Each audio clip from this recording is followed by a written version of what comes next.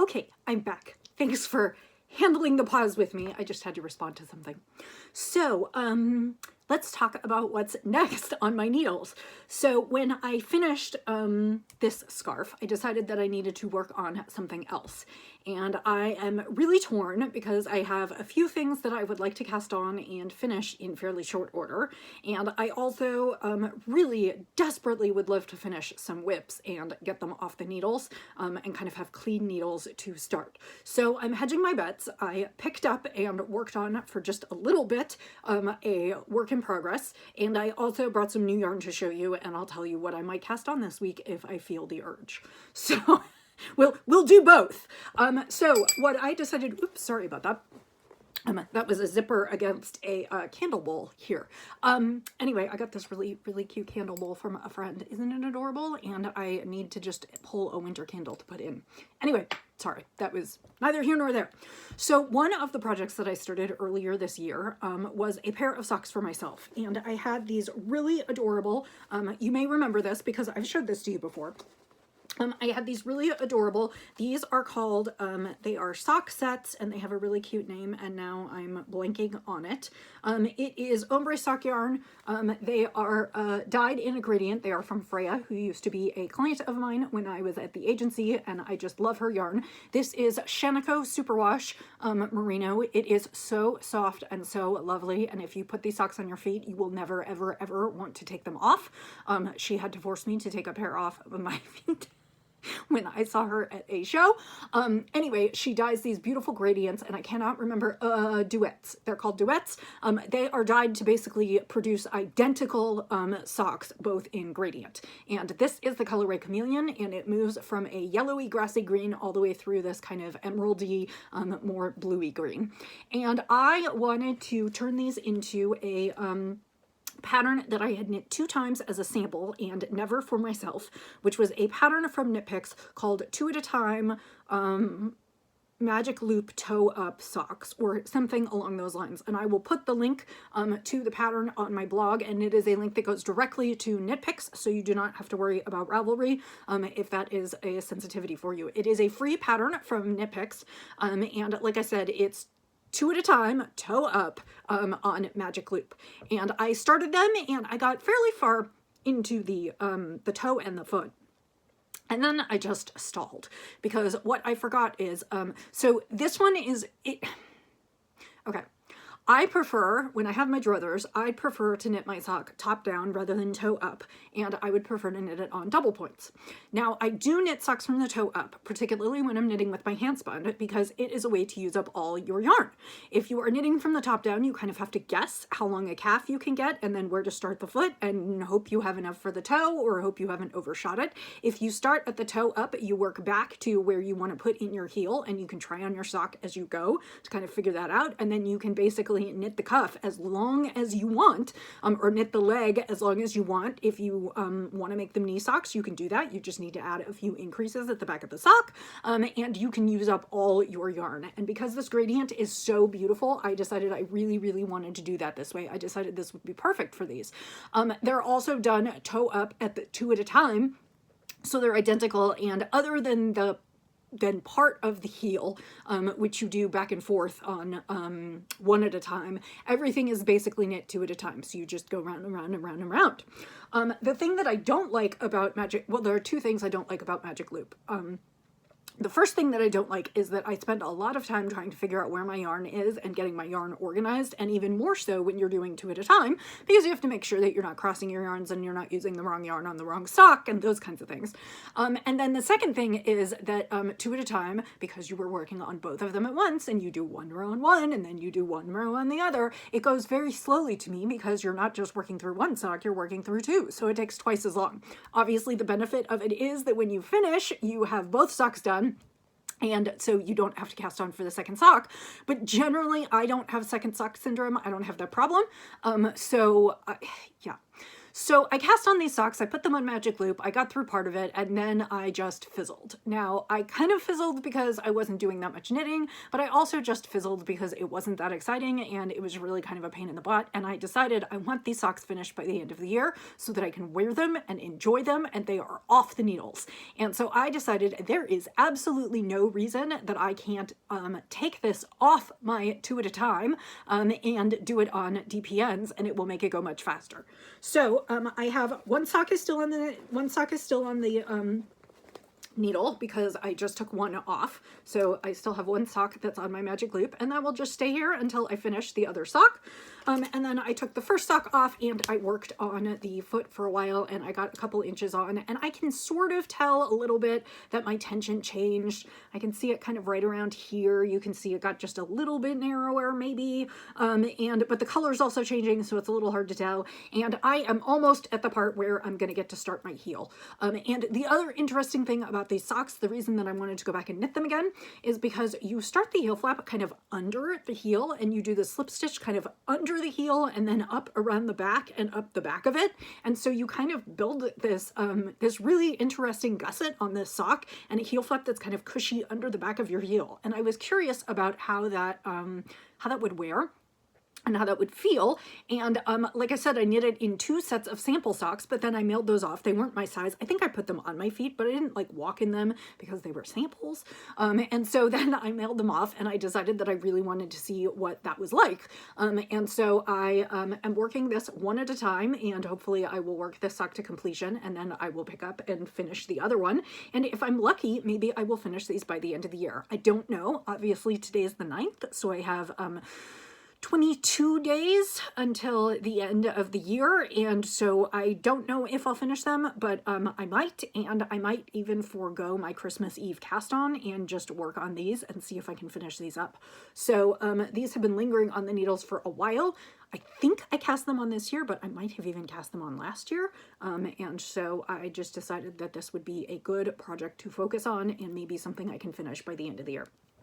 So I have been working on those. I only picked that up this weekend, in part because, so I thought I was further along on the foot than I needed to be, and I knew, I thought I was further along on the foot than I was, and I was concerned this wasn't a carry with me project everywhere just yet, because I actually do need to consult the instructions right around the heel and like through the heel and gusset, because it's new to me. After I finish that, then I can just continue knitting up the leg. It's roundy, it's easy, and so I haven't pulled these out to take anywhere with me when I've been going in the car and elsewhere, because I feel like I need to consult the pattern and set it up correctly. So my hope is that I need to do just a few more rounds. I wouldn't have thought so, but when I tried on the sock the other night, it was not exactly to the point that they suggest. I should say the pattern is very much a recipe. It talks to you about how to cast on at the toe and continue going until it kind of just fits around your foot, and then continue the foot until you hit a certain point on your foot where your ankle bone crosses. And so it's very instructive on how to make a pair of socks that will fit your feet without, doing all the measurements. And so I've been dutifully doing that and trying it on. And so I am almost to the point where it's time to start the heel, and I just need to be somewhere where I can consult the pattern. I haven't printed it out. It's on my phone. So I just need to be somewhere where I can consult the pattern, and so we'll just have to see how that goes. But I am very excited about that, and hopefully I will have much more to show you when we meet next week, and I'm hoping that I will get to finish these before the year end and have some needles free and have another pair of socks for my sock drawer. So that is the sock project. So I did mention that I might cast on something new. When I was at my husband's Thanksgiving, I think I mentioned, one of his cousins said, "So when are you going to knit me a sweater?" And, or he said something like, "I'm still waiting for my sweater." And he has asked me before, but we're not like super close. And I don't know, I might knit him a sweater one day. But I said, "Oh, you mean a sweater for your grandson?" Because he has a brand new grandson. Well, okay, his grandson's not brand new. He's about a year old. I said, "Oh, for your grandson?" And he goes, "I suppose that would be okay." So I was like, great, I'm going to knit his grandson a sweater, and then he'll stop bugging me. So I did want to knit, and they live in Illinois, so it will be cold for a while longer there. And so I decided, and baby sweaters knit up really fast. I think I'm going to knit the 18-month-old side because he's 18-month-old size. He turned 1 in October or November, so that should get him through this winter.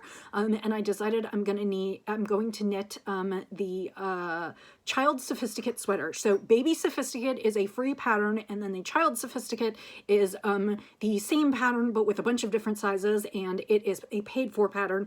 They're by the same person. I think it's Lyndon Down, but I can't remember. I will put a link, or well, I don't know if I'll put a link in the show notes because I don't know if it's available off Ravelry, but I will at least put the information in the notes. It's a pattern that I own. It's a pattern that I've made multiple times. It is a really cute sweater with kind of a shawl collar. Top-down raglan, easy, and when Eat Sleep Knit was having their day after Thanksgiving sale and I was ordering yarn for my dad's socks, I ordered 2 skeins of Spud and Chloe sweater in this really great kind of pool turquoisey colorway, and I'm noticing that I don't think the skeins look exactly the same.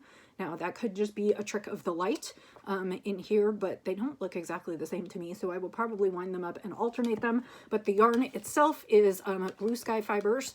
Did I do this right? Maybe it's not Spud and Chloe. It's not. It's Blue Sky Fibers Sweater Worsted. I lied.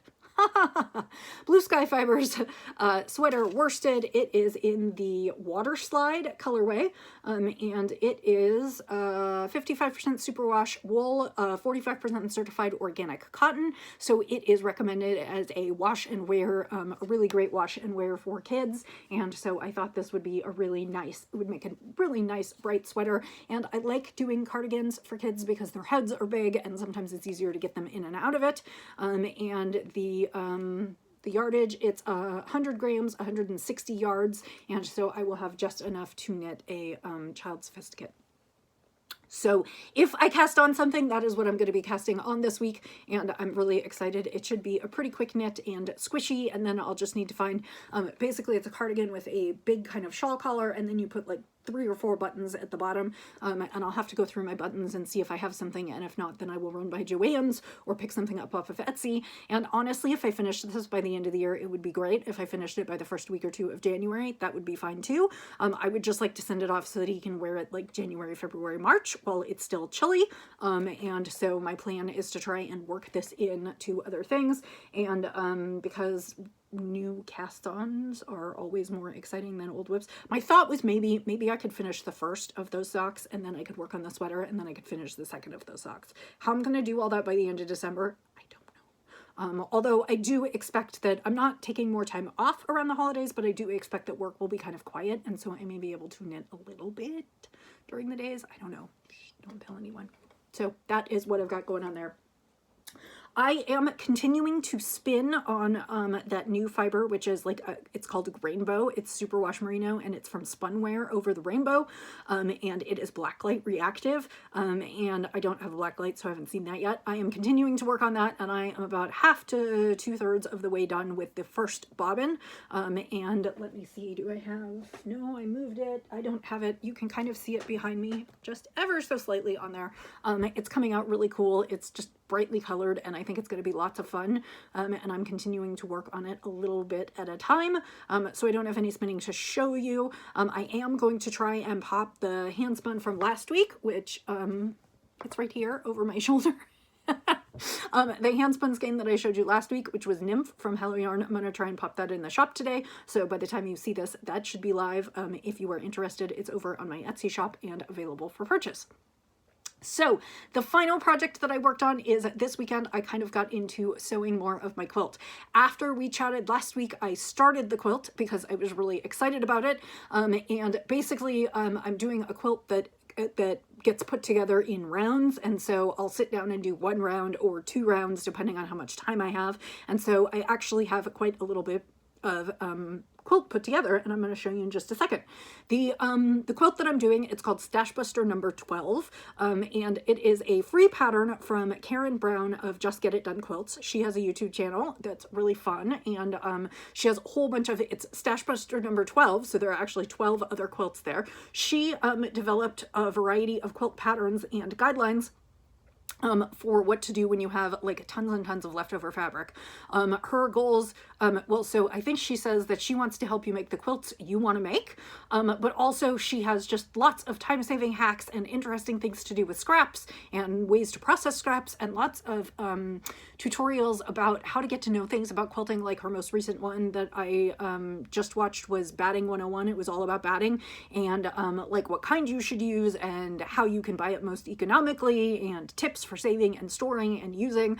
And so I really like watching her videos. I started watching her videos actually as part of something I do for work, but I really like watching them. And this one, this particular Stash Buster number 12 is what she calls a potato chip quilt. And a potato chip quilt is a, it is made from cuts of fabric that are 2.5 inches wide by 4.5 inches long. And so when you put together the, when you actually sew it, okay, so when you cut fabric, you generally are cutting bigger than you need by at least 1/2 inch, because some of the fabric at the edges is going to be kind of eaten up as you sew things together in your seams. So typically in quilting, quilters use a 1/4 inch seam. Now that's not always the case. Sometimes patterns will specify more. Particularly garment patterns may specify more. They may use 3/8 of an inch or 1/2 inch, depending on what you're doing. Typically, most pieced quilts will use a 1/4 inch seam. And so the reason why you add 1/2 inch to what you want the finished size to be is because you have a 1/4 inch on each side, well, all 4 sides really of your block, and that's going to get eaten up in your seams. So if you cut pieces that are 2.5 inches by 4.5 inches, then what you end up when you are done is a 2x4 block. And that block is exactly twice as long or tall as it is wide, and that creates some really interesting pattern opportunities. And so I am not doing this with scrap fabric. Actually, it's meant to be done with leftovers and scraps, but what I did is I had a fat 1/4 bundle, and I cut all the, there were 10 patterns, sorry, 10 pieces of fabric in my fat 1/4, no, there were 12 pieces of fabric in my fat 1/4 bundle, and I cut each of those into all the pieces that I wanted that were 2.5 by 4.5, and basically that resulted in my getting 32 pieces of fabric for 32 little of these potato chip blocks for every single fat 1/4 that I had. And now I am trying to put them together in a quilt. And I will say that Karen Brown of Just Get It Done Quilts, she has a free handout that goes with this quilt that gives you some basic sizes of the quilt and how you can start and how many blocks you're going to need and how to kind of arrange them. It's not entirely a quilt pattern, because it's not in the sense that first you do this step, then you do this step, then you do this step. But basically she says if you want to make a baby quilt, you want to start with this many, and then you want to arrange them this way, and this is how many you'll need in total. And if you want to make a twin size quilt that comes up to this size, and so the quilt has about 5 sizes. And I think the size that I'm doing is probably the lap throw size. So I think it is supposed to be 48 inches by 60 inches when I finish. That said, it will not be 48 by 60 because I am poor at cutting my fabric with straight seams, and I am also poor at sewing my fabric with straight seams. And so my dimensions are going to be a little bit off. However, I persist. So I'm going to show you what I have so far, and I'm going to talk about what I love about it, and I'm going to talk about where I wish I could improve, and then I'm going to let you go because I know this podcast is already running a little long. So the fabric that I'm using was a Contempo line. It was from Benartex, and the collection is from 2022. And I will put more information in the show notes on my blog, because I do have the label, but I don't have it right in front of me. And this is, actually, I take that back. I do have it in front of me, don't I? Yeah. Okay, so this is Contempo. It's called Gathering by Shelley Cavanna. It was a fat 1/4 bundle with 12 pieces, and it was Benartex fabric. So that is what this is. It was a collection from a couple years ago, so I do not expect that you will find it around. I did look up the fabric because I was trying to decide if I wanted to buy more for binding or batting, and there are a few of the fabric by the yard, like bolts of the fabric left, but for the most part this is gone. As I have explained, fabric comes in seasons, and when it's gone, it's gone. Like, they print only so much and then it's done. So that's a lot of hemming and hawing to say this is my new quilt. So The thing I love about this is it is bright, raucous prints, and I am loving putting them together. And I'm trying not to be too precious about it. So there are spots. I'm trying not to have two fabrics of the two potato chips of the same fabric right next to each other, but a couple times I have screwed that up. And I'm trying not to be too precious about it, but I really am trying to just kind of spread things out and do as much as I can with it. And I am just continually adding more rounds on it each time I sit down. So like I said, the things I love about it are I love the colors. I love the way it's working up. It's definitely a little bit bright and a little bit disjointed to look at, but that's okay because I love bright quilts. I do think maybe I could have planned it out differently, because I could have planned it out such that my rounds were a little bit different and did some kind of a rainbow, or I don't know. I could have planned it differently. I can also see how this would be great in like scrappy, almost semi-solids and less like bright large prints, but I am really enjoying it. The part that I'm finding hard is that I have a hard time cutting straight lines and sewing straight lines. And so actually, if you look at this, you can see it's a little bit wavy. And so what I have been doing, and what she encourages you to do, is after you finish each round, you sit down with a quilting ruler and you do what's called squaring off, which is you place your rulers in the corners and you try and make sure that you have a perfect 90-degree corner, and then you trim kind of the excess fabric that falls outside of that perfect 90-degree corner, and you kind of do that process all the way around your quilt so that each time, theoretically, you're making things straight again and you're adding more fabric, and then you're making it straight again, and then you're adding more fabric. And I am doing that, and I am having middling success with that. And so what I will say, and you know, one of my friends said, hey, you are learning to quilt and you are not going to get any better if you don't keep doing this. So I appreciate that, and that is very true. I will say, for those who are watching as I experiment with this, I will give you the tips and the things that I learn along the way. And the one thing that I will say is small pieces require lots and lots of seams, lots of cutting, lots of seams. And the more cutting and the more seams you have to do, the more chances you have for things to go awry. And so I will say that, like, I am not perfect at this. Let me find some.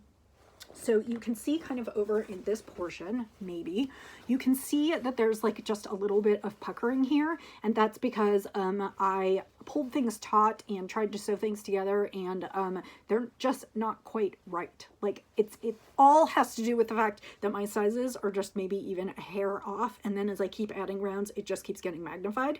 Now, I will say that you won't see these puckers very much once I finish the whole thing, because once I quilt it and once I wash it and dry it, the quilt will kind of wrinkle up a little bit, and it will have that like used crinkly look that's warm and wonderful. And all of these little puckers won't really show because it will just be part of the quilt. And so what I will say is that the things that I'm doing right now, unless I were submitting a quilt to be like juried in an art show, which I'm definitely not doing because I'm definitely still learning, these are not mistakes that are really super problematic. You can kind of see it over here in the corner too. There's just a little bit, it's just a little wonky. And as I said, the problem is the more tiny shapes you put together, it's a little wonky and a little wonky and a little wonky and a little wonky, and those kind of just get a little bit magnified. So I am enjoying it. It's a good learning experience. I will definitely do another quilt like this, although I'm not sure when. I would love to do one with actual scrappy fabric one day, maybe not a collection. Like, this might not have been the best choice for this fabric collection, but I am having a really good time with it. And so like I put on 2 rounds yesterday, and I have it actually until I grabbed it to bring it in here, I had it on my dining room table set out with the next round of fabric, because I kind of lay out what I want my choices to be so that I can kind of make sure, like I said, I'm trying not to be too precious about it, but I do want to like not touch the same fabric 5 times in a row.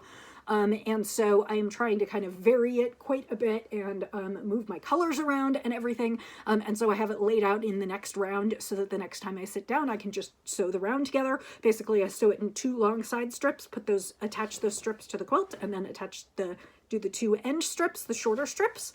And so this will be kind of a rectangular quilt when I finish with it. And as I said, I don't know exactly. My guess is I'll probably end up with something like 46 by 58. I'll probably lose a couple inches based on, you know, because if I lose 1/8 of an inch here and 1/8 of an inch here and 1/8 of an inch here and maybe 1/4, you know, just a little bit, it all adds up over the quilt. It is why garment sewing is much more challenging. For a quilt, I'm not terribly bothered because honestly, it doesn't matter to me whether it's 46 or 48. It will be the quilt it will be.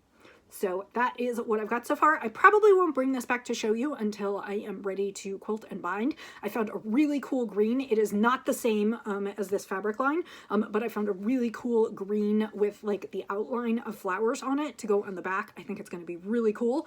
And I haven't decided what I'm going to do with this quilt. I love the fabric. I kind of want to keep it for me, but I don't know if I need it. So I guess we'll find out. But so I'm going to keep working on this. And my hope is, I don't think I'm going to make it because I have less than 2 weeks.